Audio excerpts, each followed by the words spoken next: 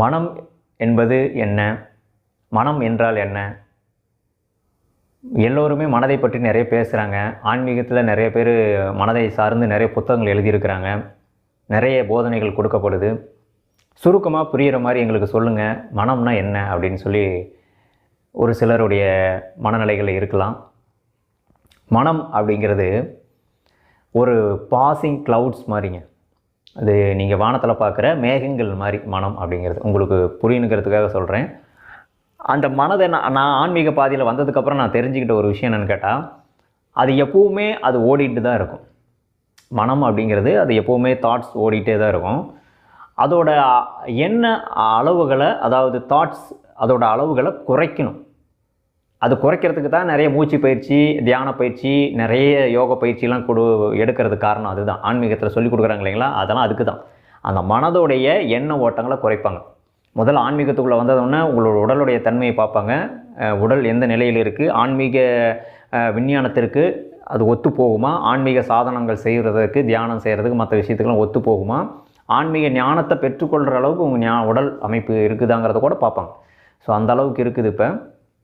ஆனால் மனம் அப்படிங்கிறது என்னென்னு கேட்டிங்கன்னா, இந்த மேகக்கூட்டங்கள் மாதிரி. அது எப்படி உங்களுடைய ஆன்மா அப்படிங்கிறது ஒரு நிலையில் இருக்குதோ, அதுபோல் மனம் அப்படிங்கிறது இந்த மேகக்கூட்டங்கள் நிலையில் இருக்குது.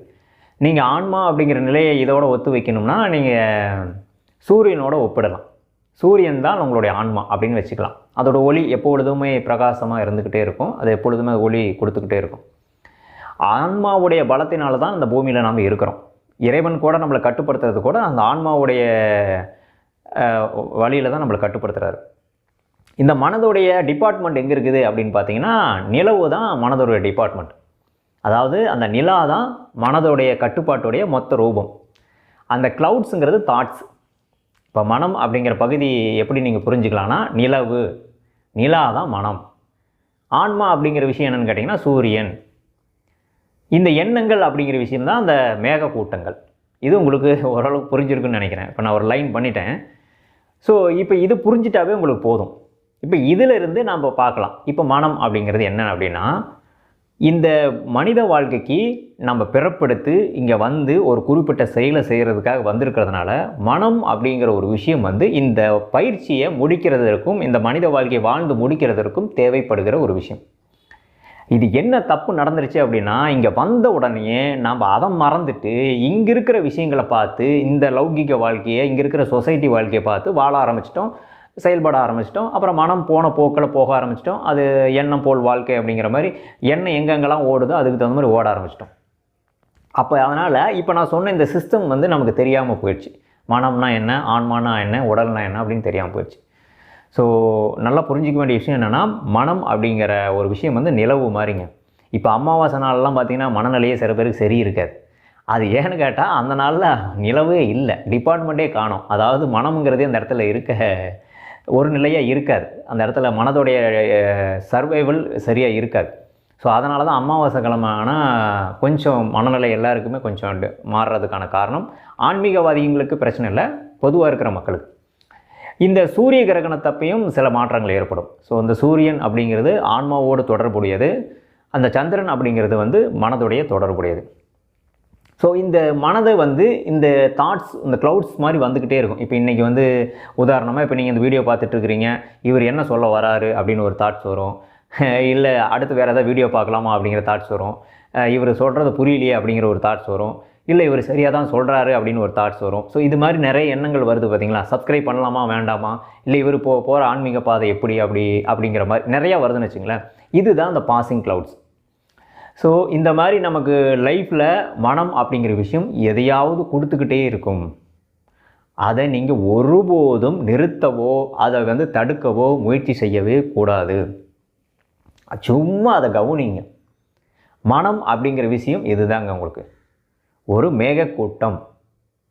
அந்த மேகக்கூட்டத்தை நீங்கள் இப்போ வானத்தில் அண்ணாந்து பார்க்கும்போது எப்படி போகிறத பார்க்குறீங்களோ அது மாதிரி பாருங்கள்.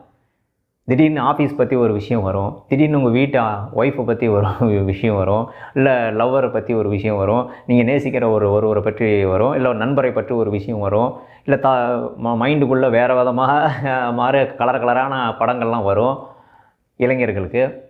அப்புறம் வேறு விதமான இளைஞர்களுக்கு சில குளிர்பானங்கள், ஜூஸ் அது மாதிரிலாம் கூட வரும் மைண்டில், குடிக்கலாமா வைக்கலாமான்னு. ஸோ வேறு விதமான புகையூட்டிகள் வரும் மைண்டில், ஒரு போய் ஊதிட்டு வரலாமா அப்படின்ட்டு. ஸோ இந்த மாதிரி தவறுகளாக நான் சொல்கிறேன். அப்புறம் சில பேருக்கு நல்லா படிக்கணும், கோயிலுக்கு போகணும், மெடிடேஷன் பண்ணணும், அந்த மாதிரி தாட்ஸும் வரும். சில பேர் குழந்தைங்க சம்மந்தமான எண்ணங்கள் வரும். ஸோ இந்த மாதிரி வருது இல்லைங்களா, இதில் எது நமக்கு தேவை, இந்த வாழ்க்கை வாழ்கிறதற்கு எது தேவைங்கிறத எடுத்து சரியானபடி அதை மனதில் பொருத்தி அதை ஆக்டிவேட் பண்ணி கொண்டு போனீங்கன்னா மட்டும்தான் உங்கள் கட்டுப்பாட்டில் இருக்கும். இல்லை என்றால் மனம் உங்கள் கட்டுப்பாட்டில் இருக்காது. அது பாட்டுக்கு அதோடைய கட்டுப்பாட்டுக்கு உங்களை கொண்டு போயிடும். இப்போ இந்த மனம், ஆன்மா அப்படிங்கிற விஷயத்தில் என்னென்னா, ஆன்மாவுடைய கட்டுப்பாட்டுக்கு நம்ம எடுத்துகிட்டு போய் வைக்கிறது தான் ஆன்மீகம். மனம் என்ற ஒரு மாயையை ஆன்மாவுடைய கட்டுப்பாட்டிலே வைத்து நம்ம செயல்படுத்தினா மட்டும்தான் மனம் சார்ந்த விஷயங்களை முழு கட்டுப்பாட்டுக்குள்ளே கொண்டு வர முடியும். அப்படி இல்லை என்றால் நாம் வெறுமனே கவனிக்க தொடங்க வேண்டும். இதுக்கு பல பயிற்சிகள் கொடுக்குறாங்க. மூச்சு பயிற்சி செய்கிறவங்க நிறைய தியான பயிற்சிகள் சொல்லி கொடுக்குறாங்க. ஆனால் நம்மளுடைய ஆன்மீக பாதையில் நம்ம பார்த்த விஷயம் என்றால், வெறுமனே நீங்கள் கவனித்தால் போதும். என்னென்ன சேட்டைகள் அது செய்கிறது என்பதை நீங்கள் அறிந்து கொள்ளலாம். ஒரு நாளைக்கு ஒரு 2 மணி நேரம், 1 மணி நேரம், அரை மணி நேரம் உங்கள் மனசை மட்டும் கவனிங்க. மனம் அப்படிங்கிற கேள்விக்கு, எல்லா விதமான கேள்விக்கும் உங்களுக்கு பதில் கிடச்சிரும். இதை தான் ஓஷோவும் சொல்கிறாரு. ஸோ எல்லா விஷயமும் மனதிற்குள்ளே தான் இருக்குது. மனம் தான் நம்மளை இயக்குகிறது. மனம் நம்மளை இயக்கினால் நம் வாழ்வு சரியாக போகாது, நம்ம வாழ்வு சரியான நிலைக்கு இருக்காது, ஒரு ஆன்மீக பாதைக்குள் வர முடியாது. மனம் போன போக்கிலே வாழ்கிறவன் வாழ்வடைய மாட்டான். அவன் மனம் போன போக்கிலே போய் அவன் வாழ்க்கை திரும்ப திரும்ப பிறந்து வாழ்ந்துக்கிட்டே தான் இருப்பான்.